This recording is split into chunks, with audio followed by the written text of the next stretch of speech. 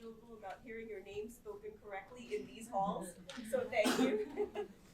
And I'd love to introduce our wonderful panelists here. So Parmesh Shahani is the head of Godrej Culture Labs in Bombay and has been doing amazing work on what he just described as anything he feels like around inclusion and innovation. So welcome. And then Professor Veena Agarwal, who's an amazing development scholar and a professor at the University of Manchester, has written a lot on gender equality and agriculture and land reform and rights. And Tariq, Mr. Tariq Chauhan, who's here with us as an entrepreneur who's running an over $1 billion business across 34 countries for the last decade and has amazing insights to offer on how global diversity and as well as in the Indian context play into business success. So thank you all very much for coming and joining us. So I thought we'd start perhaps with a little bit of this offline conversation that was happening before, and then as we trickled into the room around some of the key challenges you're facing in advancing, to this point about being a corporate activist. All of you are working in, and I know Professor Agarwal maybe has a slightly different, more academic view, but all of you are working in very interesting ways on the ground to advance an inclusive agenda, which actually is, very much against the status quo. So if you could tell us about what's the key challenge you think you face at the moment, and then we'll get to sort of the positive end of this and open it up. Let me give you my profile, my inclusive profile. My name is Tariq Chauhan, so you would wonder Chauhan and Tariq, it doesn't necessarily go together. I'm married to a woman for 30 years, who's Catholic by faith, and she practices it. I've got 2 daughters. They chose to be human being first, and first human and then anything else. They still profess humanity across the board. And I have business in 34 countries. I employ close to around 28,000 people. Of them, 25% are women. I operate in India in 75 cities. I've got about 7,000 or 8,000 people working in India. But my biggest challenge, if I talk about globally how I've been very successful in inclusivity in almost every sense.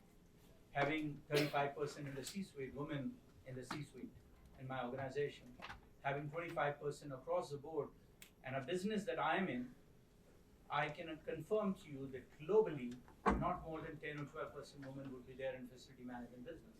I'm in people's business.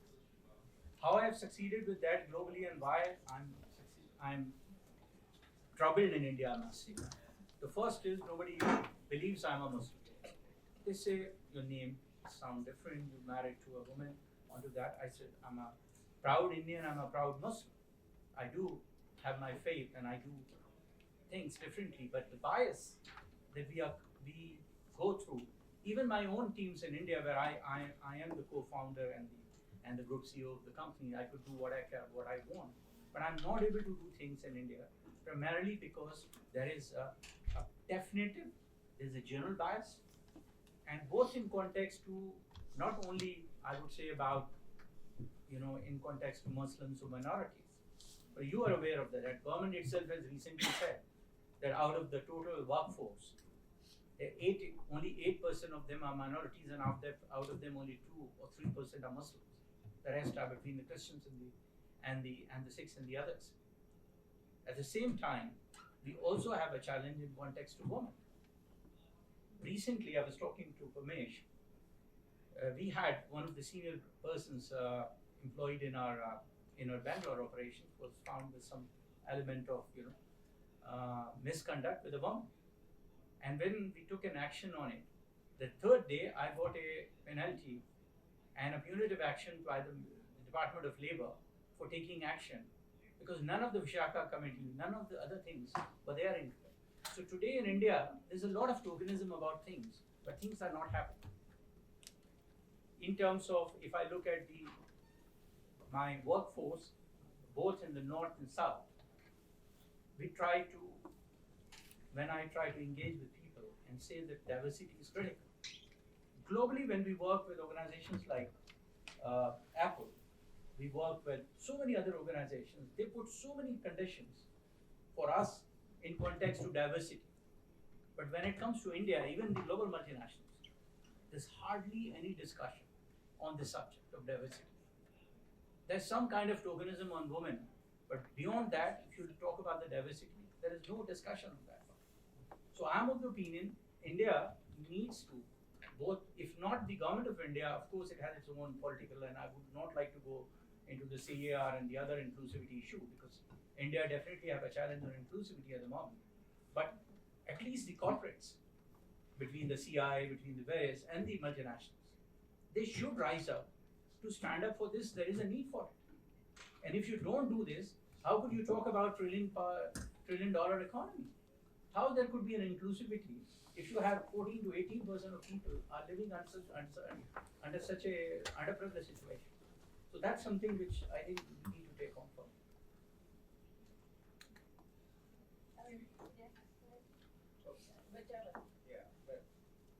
You decide, you're the Why chair. don't, since you're gonna maybe reflect a little bit All right. more Why don't I come from a first? slightly higher Yes, perspective, absolutely. why don't Sure. Echoing what Tariq said as well, I think that's the biggest challenge because in what I work on, which is LGBTQ inclusion in the Indian workplace, there's great, the optics have been very good over the past few years. It's cool, it's interesting right now for companies with the elimination of things like Section 377, even perceived legal, Section 377 in no way prevented companies from being inclusive. It was a colonial relic of the Indian Penal Code that criminalized same-sex behavior in people's private lives or whatever, and that went away 2 years ago. But the perception was that because this law exists, companies needed to be, and even that is gone. So the environment is very good, and there's a lot of companies like my own Godrej, so many others like the Tatas, big companies, small companies, which are all, especially over the past 2 or 3 years, have jumped on the inclusion bandwagon in a very big way with regard to LGBTQ. And so there's a big, there's a big wave, there's a big momentum. But as you were saying, Tariq, it's, there's a big gap between this intent and between what happens on what really happens. And I think that's at least my biggest challenge as an evangelist.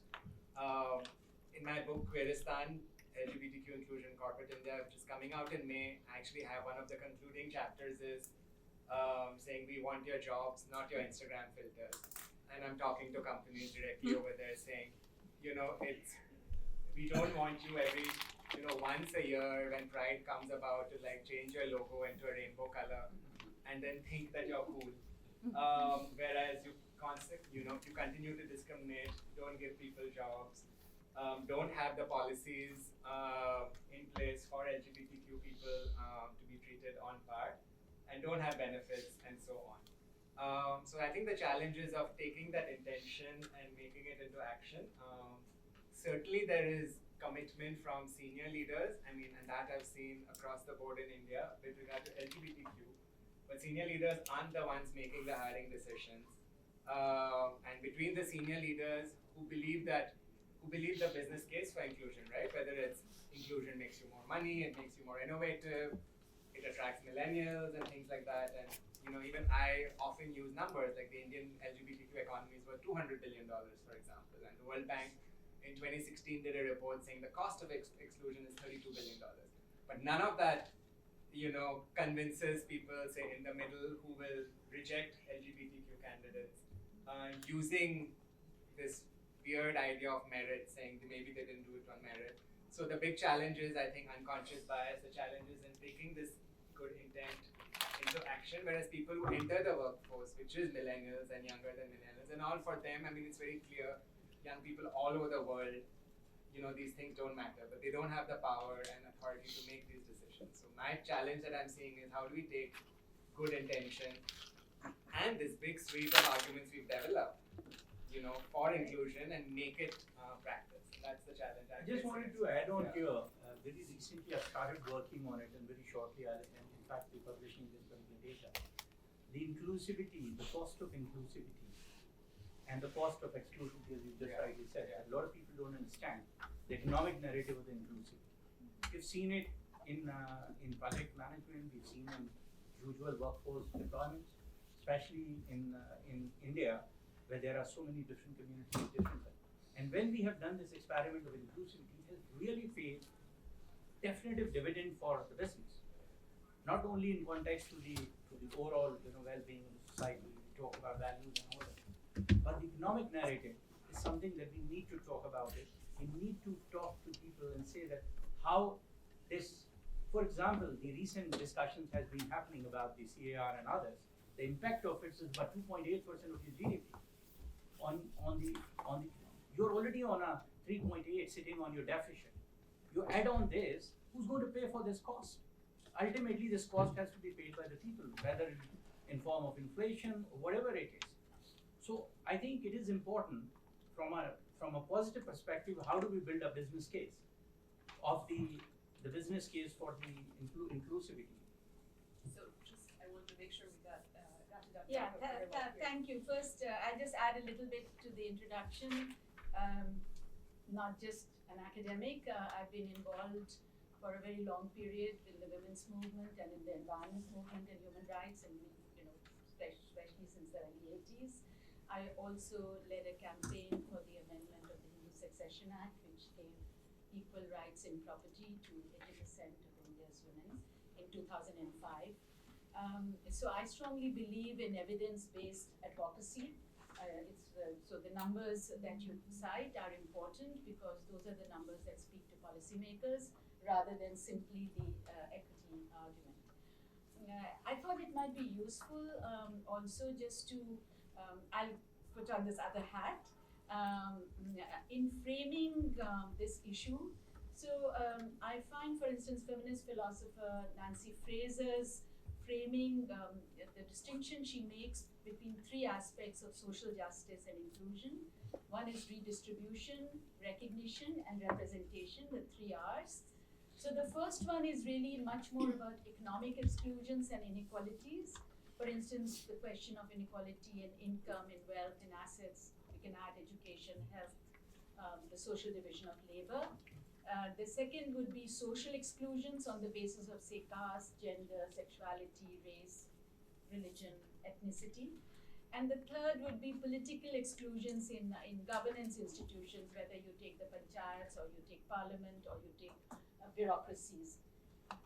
Now, if you think about political movements in India, and a lot of the early movements were much more about redistribution.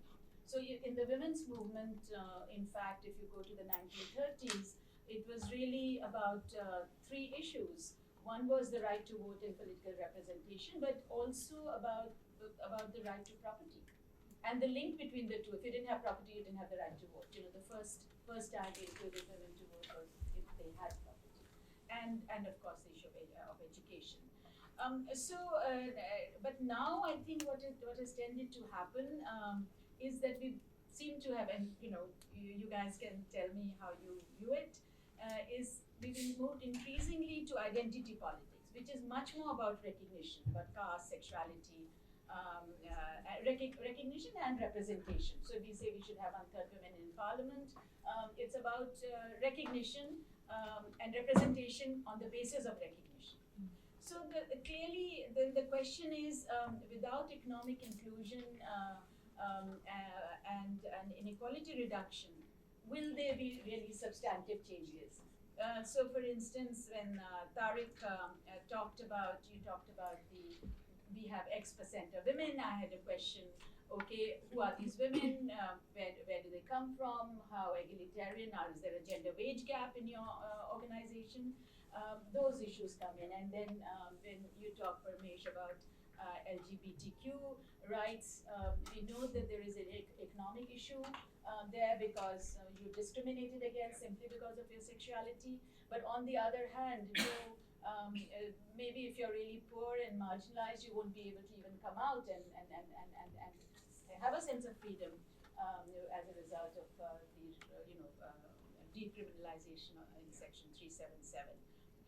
So I think, in my view, one of the biggest gaps is really the economic gap, because that enables you to possibly intersect, interrogate, and negotiate across recognition and representation. And I'll add just a couple of other things. I mean, in terms of, just think about, if I were to ask you what proportion of women in India own property, one is a myth. Somebody brought it out of their hat in the UN 30 years ago. It's more than one. But what we don't know is exact figures. Why? Because there is an exclusion in data.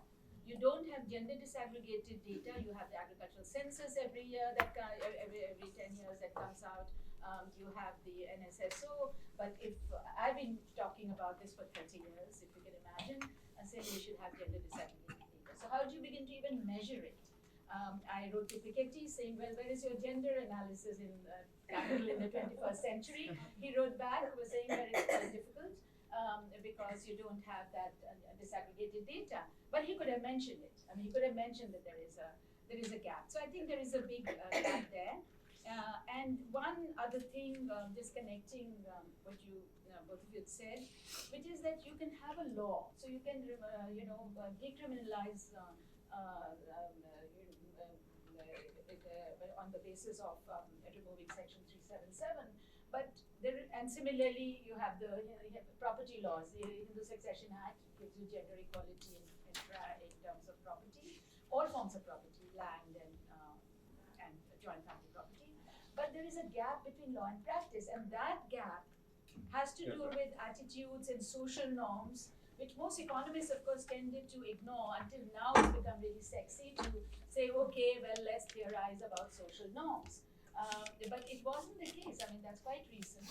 And it was one of the culture social norms was that thing that everything else that can't be explained in your equation tends to be that. I think we need to look at it with a mirror and begin to untangle it. Let's not call it culture, because culture can mean anything, positive and negative. But there are disabling social norms and there are enabling social norms, right? So I'll come back. Yeah. So thank you all very much. And I just wanted to tie a quick thread around these gaps, right? So intent versus what happens on the ground, de jure versus what's actually being practiced. And, sort of, if you were to think about, Tariq was saying earlier, like, what's the sort of positive version? What are we moving towards? If you were to think about a recent example that gives you some sense of, no, this worked. This gives us a sense of movement. Could you talk about something concrete? Because I think at the general level we get it. I would say what has happened in context to the CA, the way the larger number of Indians have stood up on that. So that's a great hope, and I'm sure this is going to create a definitive positive. You're reinstilling faith in Indian true secularism. However, coming from the business perspective, I think there is definitive changes. LGBT is a great thing in India. A lot of things have happened in that. With regards to women in workforce, this is something which is, I must say, highly understated. A lot of people talk about a lot of women in India working in that, but really the way the way the laws are, the way I just mentioned to you how we were basically being made accountable for a definitive act under the Vishaka guidelines, and just the Ministry of the Labor or the Department of Labor had no reference to that part of it. We were actually had to go to the court to seek a restitution from there. So I think the way we could change this, I assume in America, a lot corporate took this responsibility, and they stood up, like whatever happened post Mr. Trump's decision about barring, there are many organizations stood up against that, Apple, Amazon, so many of them. And I think the corporate in India has to come forward to do something on this inclusivity. Because if I leave it to the government, it's a very difficult narrative at this moment. And it's so polarized. I don't know whether we could accomplish anything in a short period. People would eventually change, things would change. The inclusion in India is only about 35% of your voter, those who have voted for you, it's only about that. Where is the democracy working? 35% people have voted 450 people or whatever, 400 people into the parliament, and they're taking all the decisions. So where is inclusivity? And unfortunately, that's the problem of the democracy globally. But here I am seeing that happen. So I don't think I am expecting too much from the government at this moment to change. But a corporate India has to stand up. And especially the large global multinationals who are operating in India must understand that there's a need for inclusivity and they need to do something about it. While she rightly said about it, we have to do something about education. I've talked about upskilling in India. For many, many years I've been talking to you. The government of India asked me to come help them on board with doing some kind of upskilling. Average Indian needs 100 days of upskilling. That's the data which is recent. And the way you're talking about 10 million economy, this is just farce. Where are you going to do that? With the current situation, with your upskilling challenges, your inclusivity challenges, your own economic situation, and ultimately, how would you, inclusivity, we also talk about the environment also. Environment is also part of the inclusivity. We talk about sustainability.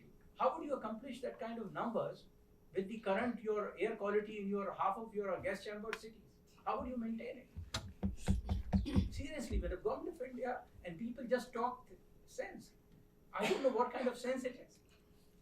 So I think I'm not as I said, I'm a born optimist.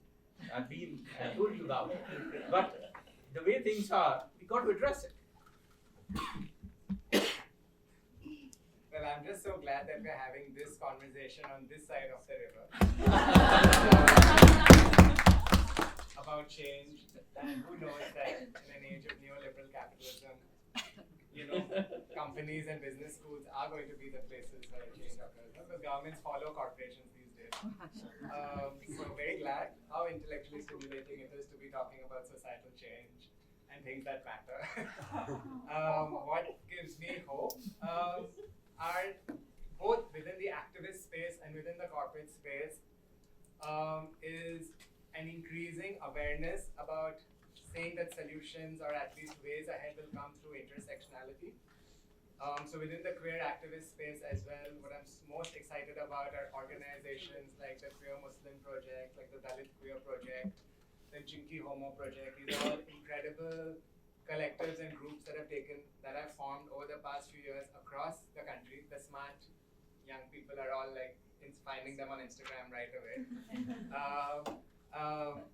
Saying that it is, of course it's about being queer in India, but it's also about where queerness intersects with so many things, right? So, as you said, I think Veena, you said, right? If you're poor and a woman, it's harder. So if you're Dalit and queer, it would be harder to claim, allegiance, or it would, and there's discrimination within the queer community as well, and so things like that. But how do identities intersect? I think is where I'm really glad to see the activist space moving in that. I'm also very glad to see companies moving into this space as well.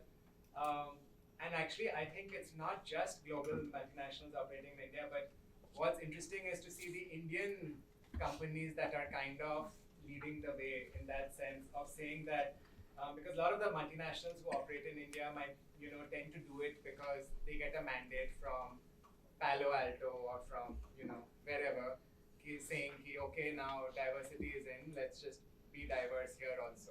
Whereas the companies which are doing it in India, whether it's Godrej, Tatas, or the example that I want to give, and I would have liked Keshav to be here, I think he was going to be on this panel, from the Lalit Group of Hotels, which 5 years ago decided to go on an LGBTQ inclusion journey.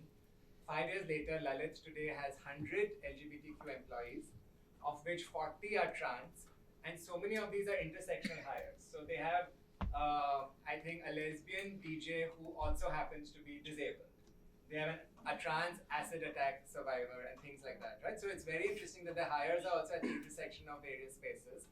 And this has really led to, more than anything else, it's generated tremendous goodwill, but it's also led to business. So for example, because Lalit is out and proud as a company, as a hotel company that is inclusive, many companies like mine, we give them so many hundreds of room nights per year saying that, we are on this inclusion journey, you're on this inclusion journey, let's help each other by giving you business and things like that. So that's what's exciting me, is that there are collectives of well-meaning companies that are, willing to walk the talk and actually form these coalitions to bring about.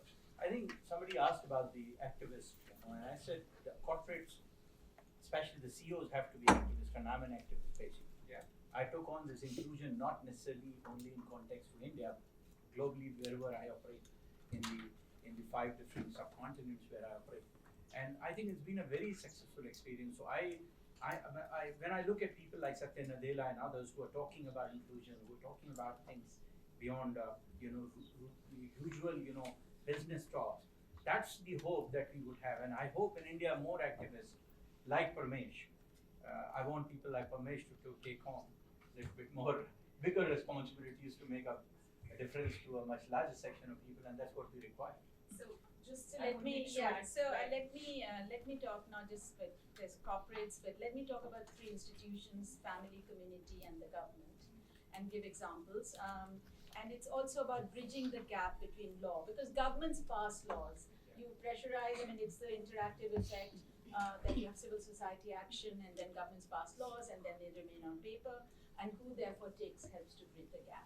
So I'll also raise a couple of questions. So take the family. Now, if you have the Hindu Succession Act is gender equal, the Muslim laws are still unequal, but the Christian laws are equal, and so are the parses. This is happening in the family, because the government then can't come in and say, we've given you the right to will, the free right to property, and you can't then end up insisting, no, you must give it to your daughters and not to your sons. This is a battle within every family. So it's my question to you. I mean, what are the barriers that you face? Suppose your parents had property. In terms of, would you be able to fight that battle within the family? Because that's where it hits most. That's where it's most difficult. No, I can't actually fight with my brother. Who will protect me? If you're poor, my brother is my family, and I don't want to disrupt that relationship. Is there an alternative? Well, yeah, as an economist, I would say you have a social security system, which is a fallback position, so you don't have to depend on your brothers, who anyway were not going to care for you very much. So I'm saying that we have to think about these in a very much more creative way, because there are difficulties when you deal with institutions, especially like the family, which 86% of land, arable land in India, is privately owned. So you can keep saying, well, the government can give you this and government can give you that, but ultimately the biggest source of agricultural land, which is like 60 to 70% of wealth in India, by the way, it's not like 2%, is where are you going to, how are you going to be able to redistribute that, if you like. I think that's very important. The interesting story, and these are just anecdotes, I meet many young people, perhaps some of you and some of my students in Manchester, and they say, well, we're doing a master's here, and who's paying for it? Oh, my parents are. I say, okay, it's pretty expensive to pay for a master's. Is it because they feel that, okay, this is your dowry? So we'll give you an education, and we don't have to give you a dowry. So in some ways, that's a positive move, that you begin to think in other ways of giving to daughters, as is their due. On community and government, I want to give you two positive examples. So I did this research on community forestry in the Joint Forest Management Order, which allowed communities access to degraded forest land to manage.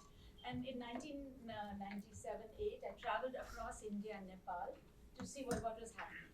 I visited over 90 communities of 7 states of India and parts of Nepal. And I found that forests were improving. There were 84,000 community forestry groups, but women were being excluded.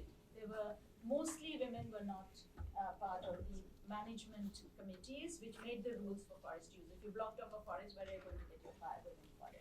But in some cases, you found that there were more than a third women. There were quite large number of women. So then I decided, okay, let us see, if you have more women, does it make a difference to the rules that are made, to their participation, and to conservation outcomes? So we have 3 goals. There's the efficiency goal and the equity goal as well. And I collected systematic data. As you know, in Parliament, they keep saying 1/3, but where is this magic figure coming from? Nobody's tested it. They tested critical mass. And what do you think? I started as a skeptic, and I found 25 to 33% was indeed the inflection point. Sometimes you can actually get good graphs with inflection points. And so it becomes a marker to say to governments, okay, we've actually tested it, and we can go further up. That was across. And groups which had a higher proportion of women, more than 25% third, there was a much greater likelihood of forest improvement. In fact, all women's groups in Nepal had a 51% greater likelihood of forest improvement in canopy cover than groups which had only men or very few women. So here's a result which you can actually carry, that you're interested in conservation of forests. Well, it is indeed a win-win. You don't often get it, but it is there. And the third, and very quickly, because I was also, I spoke in the morning in the plenary, but I was sitting in the panel, a bit frustrated in the agricultural panel, I must say, because it was a very pessimistic story. What can farmers do? Small farmers are really lost, they're fragmented, etc., etc. Well, I'd given an example in the morning, so I'll be very brief, that in Kerala, and this is a government, bureaucracy, civil society story, it's not just NGO story. You have 64,000 women's farming groups. They lease in land. So the in the other room, it was saying, well, you land lease and you're completely disadvantaged. How are you going to get access? Well, you lease in land, and they double the area that individuals were cultivating, and in Andhra similarly. And then I tested whether the group farms performs better than the individual family farms in productivity and profits. And I'd given some figures in the morning, but just to repeat, the women's group farms leasing in land with all the disadvantages compared to the male managed individual family farms, the annual value of output is 1.8 times greater. Their profits are 5 times more. And in bananas, somebody mentioned bananas in the other room. They actually had their profits on banana cultivation were 5 times greater. So why are we not talking about these kinds of solutions? Why are we always talking about who gets the microfinance and who gets the money and etc.? You know, we have a lot of positive stories. Why don't we build, just because it's your opposition government and not the central government which has been successful, why are we not willing to learn from that? Right, okay. So thank you all very much for that. I do want to be aware of time and want to open it up to the audience. One of the things, again, that really struck me about how you were talking about this was the extent to which you're talking about the two things really that struck me. One, changing the criteria, right? Multiple criteria at the same time. So businesses can change criteria for what's a successful business outcome, right? Why do we always think in terms of the same thing? Or to your point about the equity and the economic goals. So multiple criteria, who sets the criteria? And how do you get like communities or governments or other populations to accept that these multiple criteria are equally valid? I think that's a big question. I think the other thing that struck me as you were talking was the coalition building. Is it coalitions among the corporates? Is it coalitions among the women? At multiple layers and levels of analysis, how do we get the coalitions going? So really great lessons for positive change. I want to open it up to the audience and ask some questions over there. Back there? First of all, thank you for the great panel. I think my question is, I was really interested in when you talked about how corporates almost have a responsibility to help each other because they can make laws within themselves. And speaking to Parmesh's point about corporates like Tata being inclusive, but at the same time, how can corporates fight that dichotomy of putting their money where their mouth is, or because for example Tata, they have this huge LGBT inclusion campaign and then funds almost like a large percentage of the BJP campaign which passed the trans bills, right? Which is very exclusionary and very discriminatory towards the transgender community. So at one front, we see them putting on this face of like, oh my God, we are so inclusive, especially to trans people. On the other hand, we see them supporting the systematic, almost oppression of the same community. So how can other corporates help in putting their money where their mouth is? Certainly not for me.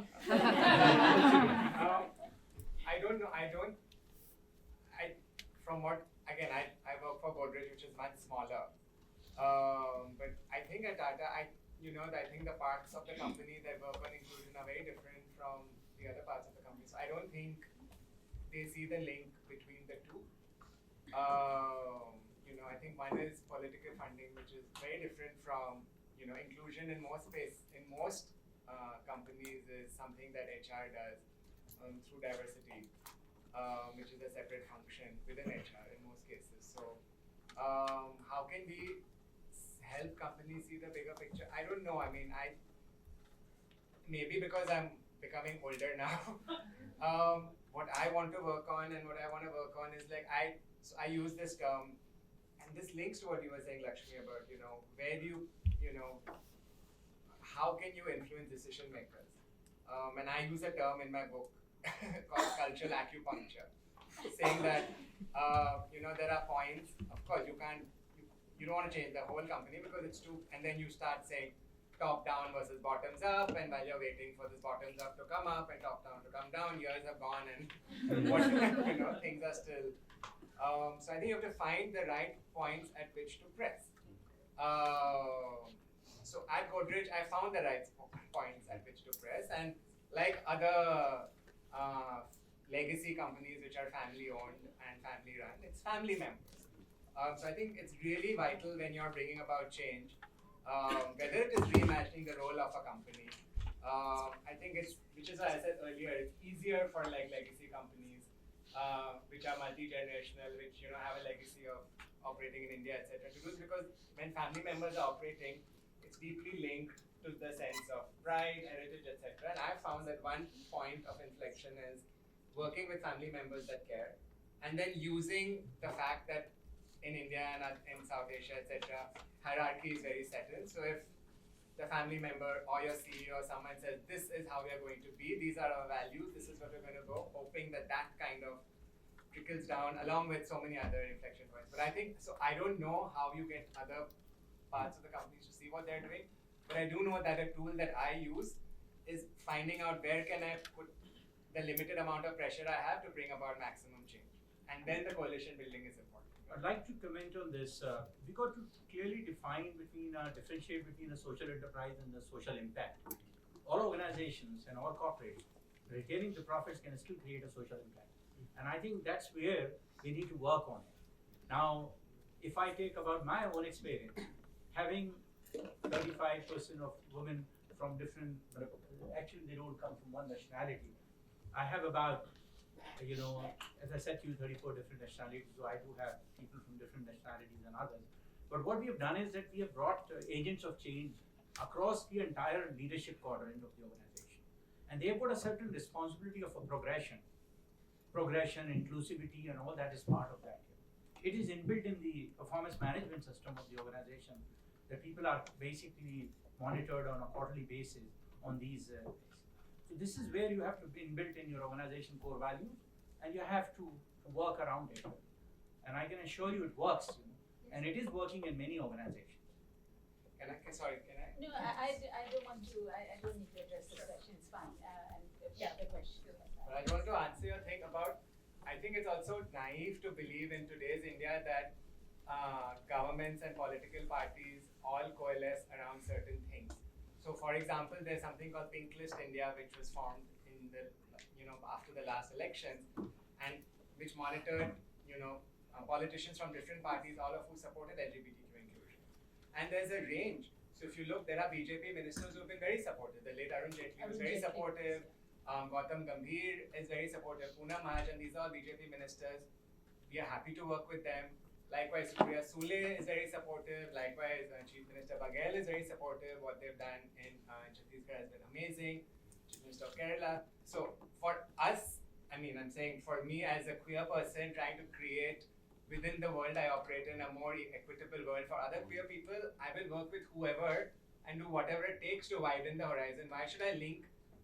Of course, and it's linked to a larger question of, does this arm of the company know what this arm? For me, Baba, I want very few things. I want a better world for my people. And I want that to be translated into fundamental things. I want that into, as I said earlier, I want more jobs. That's it. So, as long as I get more jobs, I'll work with whoever it is. I think it's much more complex, and I would like to complicate it. It's one thing to say, and I agree that there should be coalition building, and there was a time in the 80s when parties came together and women in parties came together. We had this Dahej Virodi Chetna Manch and everybody. But the fact is that you can have very serious policies which undermine. So, you're fighting for tolerance, for inclusion. But if the mainstream of any particular party is so anti that, even if one or two ministers are pro this, it makes you look good, or they genuinely believe in it, I think we have to confront that there are trade-offs, and and there could be times when you say, sorry, what you're doing is so against the basic values that we hold of inclusion that we're not going to work with you, no matter if you're going to support me on this particular account. It's like you refuse funding from certain people whose policies you don't like. So I will say, just on this, Yeah. we'll open it up for questions, but just on this note, I think there's an important thing to think about from a social movements perspective, right? That there are many, many parts of a movement. And so you can have a radical flank of a movement, you can have a central flank of a movement, you can have tempered radicals who are working within a structure, and the key is to know that the whole body is necessary to create the change. So that might be one way to think Yeah, I about it. just want to add to that. I made a distinction. Sorry, Yeah, yeah. Get to- I thought it might be useful. I made a distinction a long time ago between what I call strategic solidarity and empathetic solidarity. And so strategic solidarity is something where you clear, and Yeah. you don't have to be, hugging and loving for Yeah. of people you align with. So, right there, yeah. I just have a short question. Do you think legislative action is the way to go for more diversity and inclusion? Very quickly, yes. I mean, legislative action provides a vision. If it's a progressive law or where you'd like to go, it can be a starting point, a tool in the hands of activists to take things forward. Whether the sexual harassment law or whether it's the inheritance law or the domestic violence law. Yeah. Can I add to that and say I'm very much for positive discrimination? For example, the NALSA judgment which came out, which then has of course been diluted completely with the horrific Trans Act, made it very clear that India's trans people made a very strong case for reservations for trans people. So I think legislative action, but then which, as Beena said, needs to be followed with, court directions need to be actualized. Is very much a way to go because people in power don't give up their positions very easily. So yeah. I'll address this question to Professor Agarwal. So yesterday, the first panel in the program, other side of the river, we were talking about women's labor participation, right? And as we are progressing policies using the cycle, women's labor participation in India is reducing as opposed to every other development cycle where all other countries it was increasing. So why does it not move? What's curious about India? Didn't Shamita address this? She must have raised it, right? She did raise it. I'm Yesterday, questioning yeah. why. I mean, it's very extremely complex. Firstly, there are data issues. So for instance, there are a number of papers which actually show that there's many elements of what women do. They actually work, which is the care economy, which doesn't get counted in. So when you say labor force participation, if you add that part of the NSSO, those items, then actually the labor force participation goes up. And there are other biases as well. Secondly, there are supply side factors, but there's too much focus on supply side that as household incomes increase, women withdraw from the labor force because it's seen as not a very high status thing to do in terms of the jobs that are available. But I think this is very key. There's also education for younger women girls who were in the labor force now are are educated and they don't want those sorts of jobs. So for instance, that leaked data last year, 2017-18, showed that 27% of young women in the ages of 15 to 49, 15 to whatever the cutoff point was, it wasn't very high. They wanted jobs. They registered themselves as unemployed. 14% in rural India, which means that you want other kinds of jobs. And I think there's really a problem of demand. And demand for women isn't just about let's advertise and you'll come. It also means is it safe transportation? Is there hostels for women? If a young married women, given how early women get married, are they precious? We have this I wrote about it in Indian Express. I didn't think it was a very good law on precious in that corporate should actually have the kind of maternity leave 6 weeks or something. No, 6 months. 6 months. So there are problems in the way we are addressing them. But I think it doesn't. The figures don't really reflect in themselves, if we ask that question, unless we look at what else is happening in relation to the demand for women's labor and where they want to work and do they want work near their homes, etc. So one last question. Right over there, sorry. Me? No, the woman in the back. Thank you so much for sharing your views. I'll make it short, but I think one word that I really resonated with was journey, because obviously this is the first conversation's first step in a very, very long journey. And I'm curious to hear your thoughts about sort of, for those corporate activists who are committed and are saying this is a business imperative, it leads to better organizational performance if we have diversity and inclusion. How are these entities being held responsible for ensuring retention and success of those people who are in their organization in a learning culture that isn't set up for them to succeed? For example, like as a woman, if I suffer from imposter syndrome all the time, sitting in this room. Imposter syndrome. What does that mean? Meaning like the feeling of I don't actually belong here, or I'm not good enough. And I think a lot of people, when they consider diversity and inclusion, those marginalized groups often don't have the tools in their communities and their families and their spaces to succeed in those environments. And we don't often talk about, okay, we can get lots of people in the door, but how are we keeping them there, and how are we having them actually succeed and rise to leadership positions? Mental health is an essential element of the employee engagement, and many people don't recognize it. They think that these issues are, people are behaving irrationally. So you got to build a sensitive organization where elements concerning all the sensitivities around women, LGBT, and various others are, considered. I was just talking to Parmesh that when we invite people, we say you and your partner is invited, you and your wife is not, because we are concerned about it. So I think the organizations have to take a little bit of an extra, effort to be more inclusive in understanding these things. These things never existed in the past. People considered that if you are not finding, so when we talk about employee well-being, we talk about employee happiness, we talk about preparing ourselves for such a inclusion. We got to really work beyond HR departments. We got to really create that. That's the way we are doing it. So a lot of companies are on this journey as well, and actually look at it comprehensively, looking at workshops, how you work on retention, etc. But I think building on your question is the larger question of what do we talk about when we talk about inclusion, and we spoke about this earlier while preparing for this panel, and maybe we can just address it for a bit. Is some dimensions of inclusion are interesting. Like right now, gender has always been a fundamental, and it's strange because so many companies I talk to think of it as some linear process. Like, I was talking to a big company, I was like, are you being inclusive? They said, no, let's first figure out gender. And I was like, okay, so all the queer people are supposed to stand in a line, do not figure it out for 100 years until we wait, right?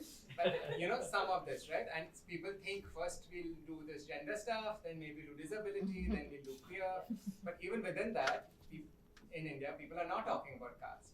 People are not talking about religion. So what are the dimensions of inclusion that we are not talking about that are so conspicuous by their absence? And I can tell you, in my own company, when I brought it up at one of the diversity council meetings, it was very well-meaning people around the table who said, but I don't think this exists at Godrej. And I was like, look at yourselves, look at your surnames. Let's do an audit of the 100 senior leaders in the company, right? So people who can't afford to talk about caste are the ones who, it's whatever, right? Likewise for religion. And then there was back and forth about, but we stopped asking these questions and so on. But there's other ways of going around it. So even within, again, intersectionally, right? Within the queer movement, there have been articles on Roundtable, which is a very cool website, mapping 100 queer leaders across the country. And all of them happen to be upper caste queer leaders, right? Coincidentally. So what do we talk about when we talk about inclusion also within these spaces, and what do we not talk about? I think are fundamental questions. Why is it that it's in the past 5 years it's become sexy to talk about LGBTQ and things like caste or religious intolerance, which have been around for decades, are not spoken about in corporate spaces. I can see very briefly. Firstly, there are companies in Australia, US, flexi time. it doesn't exactly address the complexity of the question you asked, but the issue of flexi time is another aspect of women being able to work so that they and men also being able to stay at home and work. And I think technology does provide some support for that. The second is, the importance of coalitions in a very different way, how we think of values. So I remember when I was part of movements, we would go for marches both against gender inequality questions, but also environmental issues and human rights. So there was a commonality and gay rights. So I think movements need to consciously build coalitions that what are the values that we share, and there has to be much more cross support across these different categories, 3 Rs. So I want to say thank you very much for